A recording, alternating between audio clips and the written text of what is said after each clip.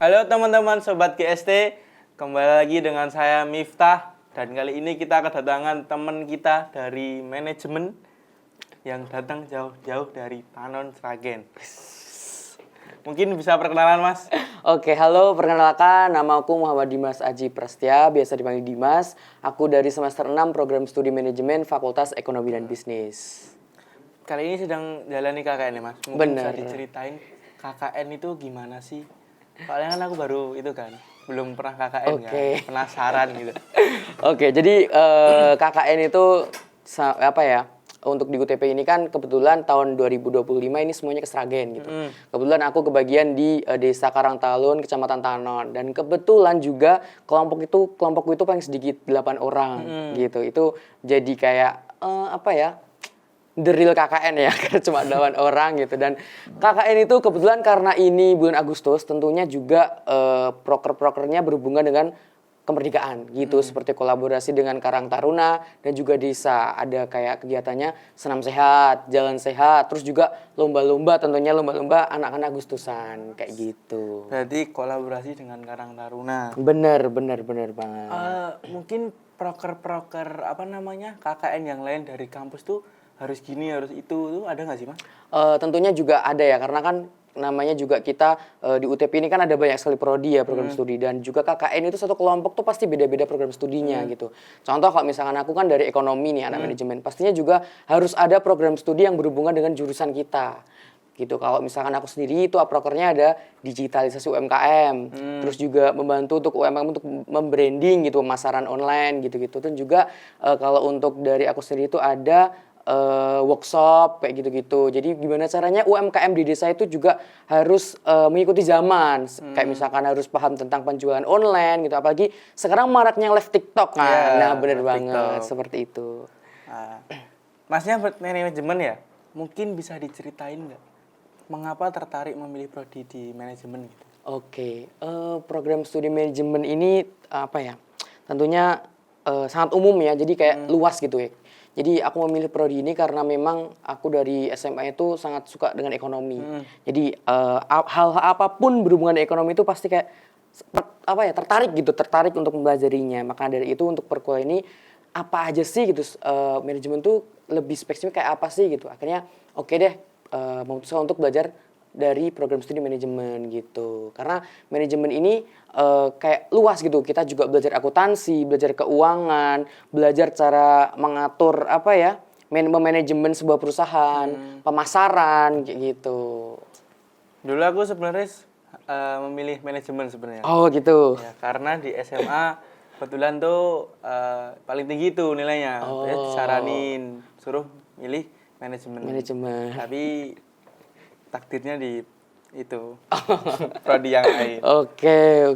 Mungkin di prodi manajemen ada nggak sih Mas kegiatan-kegiatan di luar atau di eksternal gitu? Ada apa gitu? Kalau untuk terus ekonomi ya, ekonomi itu banyak banget di prodi manajemen di UTP ini. Ada banyak, terutama yang paling utama itu adalah ada Wirausaha Merdeka. Itu yang paling besar lah gitu. Jadi Wirausaha Merdeka ini kalau untuk dari UTP sendiri, FEB itu mewajibkan di semester 5 kita itu wajib mengikuti program ini, program Wirausaha Merdeka gitu. Berarti teman-teman dari manajemen tuh wajib ya mengikuti Wirausaha Merdeka? Benar. Jadi memang disingkat WMK itu? Benar, WMK 2024 kemarin memang wajib banget untuk diikuti dari semester 5 gitu. Mungkin bisa diceritain Mas, gimana sih programnya atau konsepnya WMK ini?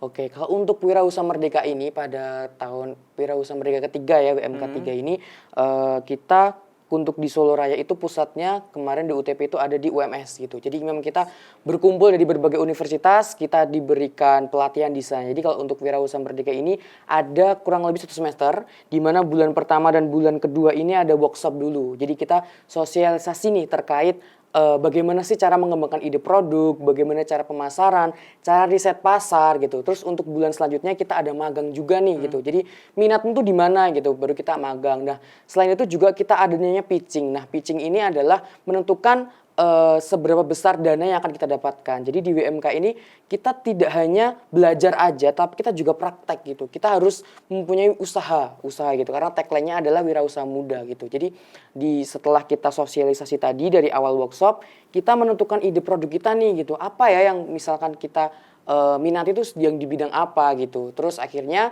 di situ kita sudah menyusun proposal.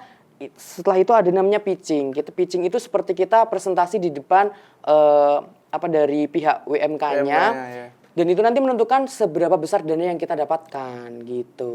Jadi kita itu di awal diajarin. Benar. Habis itu kita yang paling akhir adalah presentasi apa yang kita mau buat. Benar. Menentukan juga berapa besar dana yang kita dapat. Iya, benar. Habis itu magang, terus kita langsung praktek ke penjualan itu. Mungkin Gitu. bisa diceritain Mas pengalamannya mengikuti itu tuh bagaimana? Seneng atau suka dukanya lah? Boleh ceritain ke teman-teman ya Mas. Oke, jadi kebetulan untuk Wirausaha Merdeka ini untuk di FEB ya itu dibagi kurang lebih kemarin ada 11 kelompok, di mana satu kelompok itu ada 5 orang. Gitu. Kebetulan untuk di aku sendiri itu usahaku itu di brand fashion namanya Anavo ID. Anavo ID guys. Anavo Ada ID. Instagramnya nggak? Ada Boleh Instagram, ada TikTok ya. Anavo ID. Jadi Anavo ID ini bergerak di bidang fashion itu dengan keunikan yaitu shibori. Shibori apa Kak? Oke, belum tahu ya shibori. Belum Ya? tahu. Shibori Jelasin ini, deh. shibori ini adalah teknik pewarnaan dari Jepang gitu. Jadi dia mirip kayak tie-dye, Oh, terus iya. jumputan gitu. Sudah mirip, cuman memang untuk shibori ini ada teknik-tekniknya tertentu gitu. Seperti namanya tradisional dari Jepang juga pasti teknik-tekniknya juga dari Jepang. Kayak ada itajime, arashi kayak gitu. Nah, ini memang salah satu memang kita pengen cari yang memang belum ada nih atau jarang di Solo tuh apa ya, akhirnya terpikir untuk itu tadi namanya shibori tadi. Jadi di sini kita juga selain itu mengembangkannya gitu. Kita nggak hanya buat misalkan bentuk kemeja shibori itu enggak, tapi kita juga kombinasi gitu. Misal ada vest cewek itu kita kombinasikan dengan tentunya kain tradisional dari Indonesia yaitu tenun. Jadi kita misalkan di depannya ini ada shibori, nanti sampingnya kita kasih tenun seperti itu. Jadi untuk produk dari Anavo sendiri itu tidak hanya kemeja, tapi ada vest, ada juga crop, ada juga kaos gitu. Berarti itu tadi dari kitanya kalau mau pesen tuh bisa custom. Bisa. Bisa. Benar, bisa. Karena salah satu keunikan juga dari produk Anavo ID ini adalah kita itu zero waste. Jadi memang setiap kalau misalkan kita buat satu kemeja nih, pasti ada sisa kain kan. Nah, itu kita juga manfaatkan seperti buat pernak-pernik kayak tas, gantungan kunci, topi seperti itu. Dan juga produk kita ini adalah sifatnya itu nggak ada yang ngembarin gitu. Karena memang susah banget kalau misalkan kita buat yang sama. Jadi kalau misalkan kita buat satu kemeja itu kita nggak bisa buat kemeja yang modelnya sama. Karena jadi shibori itu kan kita kayak lipetan, terus habis itu dicelup gitu kan. Nah itu nggak bakal ada yang ngembarin gitu. Karena memang susah untuk cara ngembarinnya kayak gitu. Jadi satu kemeja tuh hanya dimiliki satu orang. Iya bener. Kayaknya aku tertarik deh Mas. Mungkin nanti bisa ngobrol di belakang. Boleh. Mungkin dari program WM tadi ya Mas. Mungkin ada keterampilan baru yang didapat dari kegiatan itu? Tentunya keterampilan baru ini banyak ya. Tentunya dari untuk Wirausaha Merdeka ini. Pertama itu adalah berkomunikasi. Karena memang kita di FEB itu hanya berbentuk teori saja ya. Kayak perkuliahan. Tapi kalau untuk di WMK ini benar-benar kita praktek nih. Gimana cara kita komunikasi langsung dengan pelanggan ya kan. Gimana caranya kita mengkomunikasikan ide produk kita nih kepada investor seperti itu. Jadi itu salah satu skill yang memang baru banget kita dapatkan di Wirausaha Merdeka ini. Dan selain itu juga ada namanya manajemen keuangan. Yang biasanya kita dapat itu cuma teori saja ya, akuntansi gitu. Tapi di Wirausaha Merdeka ini kita tidak hanya membuat produk, tapi juga kita bagaimana caranya memanage keuangan kita gitu. Kita membuat laporan laba rugi, laporan arus kas tentunya, laporan jual beli dan lain sebagainya. Itu buat kita kayak, wah bener-bener ini yang the real of prakteknya sebenarnya seperti itu. Terminal barunya.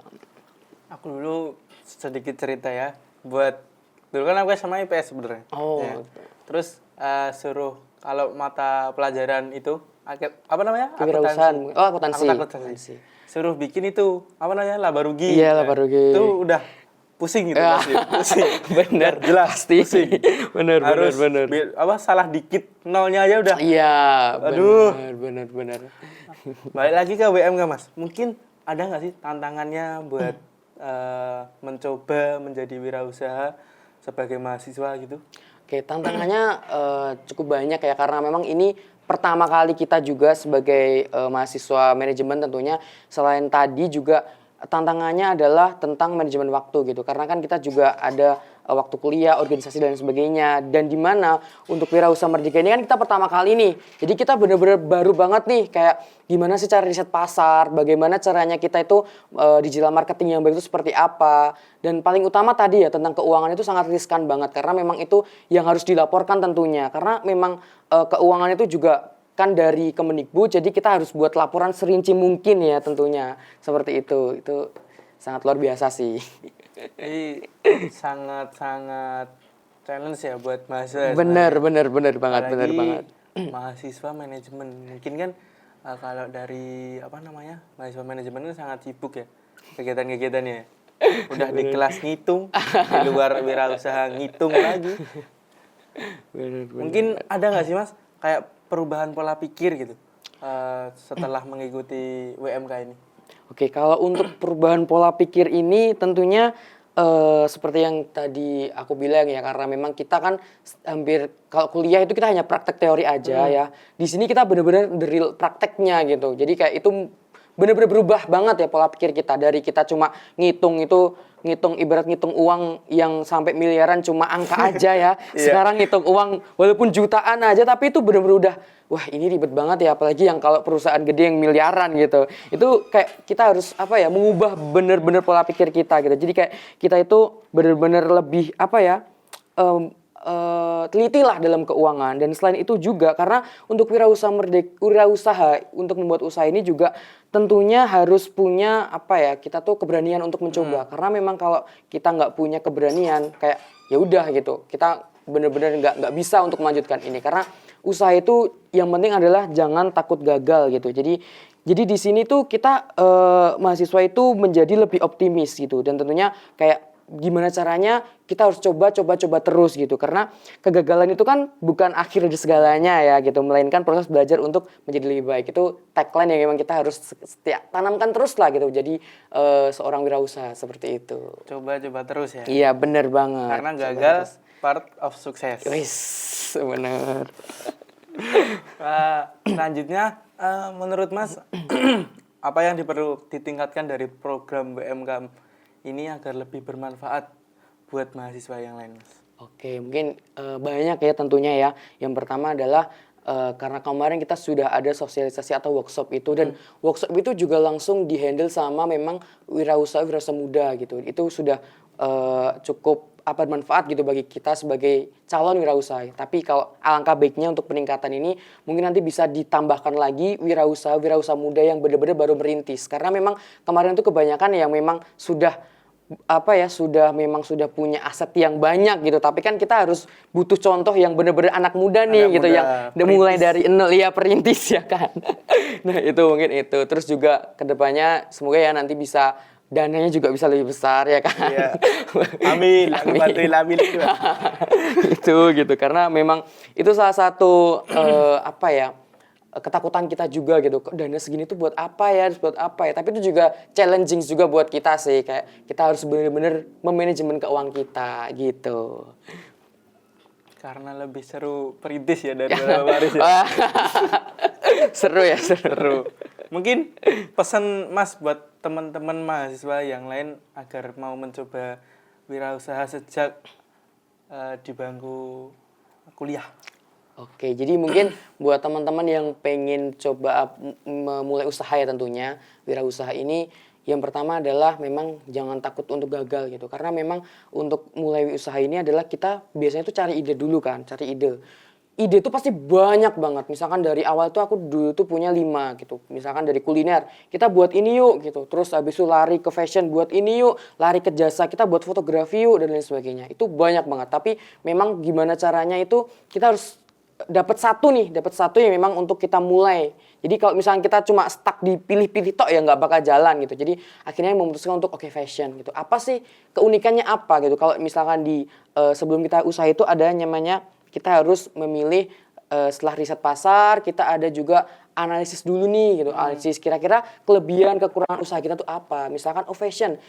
Kenapa milih Shibori? Karena memang di Solo itu jarang gitu. Itu keunggulannya. Kalau misalkan di Solo jarang, berarti kan kalau misalkan kita jualan, itu otomatis mereka bakal kenal kita kan. Tapi balik lagi, kalau misalkan kita cuma jualan, misalkan ya karena di Solo tuh banyak banget yang sablon kan, sablon kaos. Misalkan kita jualan kayak gitu, Apparel. itu kan udah banyak banget ya gitu. Jadi kemungkinan kalau misalkan kita baru mulai itu kita nggak bakal kelihatan gitu. Karena memang udah banyak ratusan bahkan ribuan pengusaha sukses ya tentunya di Solo ini yang bagian aparel sablon kayak gitu. Jadi untuk teman-teman tentunya apalagi mahasiswa ya pengen coba wirausaha itu bener-bener apa ya seru kok gitu karena memang kita nggak hanya kuliah aja tapi kita juga bisa menghasilkan uang ya tentunya karena usaha itu gampang kok tinggal kita aja bagaimana cara memulai kita kayak gitu. Ini dari aku sendiri Mas, mau nanya. Tadi kan memilih Shibori. Kenapa? Dari mana tahu teknik Shibori ini Mas? Oke, jadi kebetulan dari awal itu kan kita pengembangan ide itu kita ketemu sama satu DPL. Jadi setiap kelompok ada DPL-nya, dosen pembimbing lapangan. Dosen pembimbing lapanganku itu di kelompokku itu ada Bu Kurniawati, kepala program studi manajemen dan kita juga tentunya koordinasi dari Bu Nia itu sendiri itu bilang kalau misalkan memberikan beberapa opsi nih gitu. Terus ada Shibori mau nggak gitu. Shibori itu apa sih? Kita kan juga nggak tahu ya. Shibori kan masih kayak nggak tahu Bu gitu. Coba dulu mau nggak gitu. Terus akhirnya kita berkunjung langsung ke tempat magangnya, calon tempat magang. Nah, kita berkunjung di situ, itu namanya The Batik Shibori, itu ada di Palur. Berkunjung ternyata beliau itu sudah benar-benar punya brand yang gede gitu.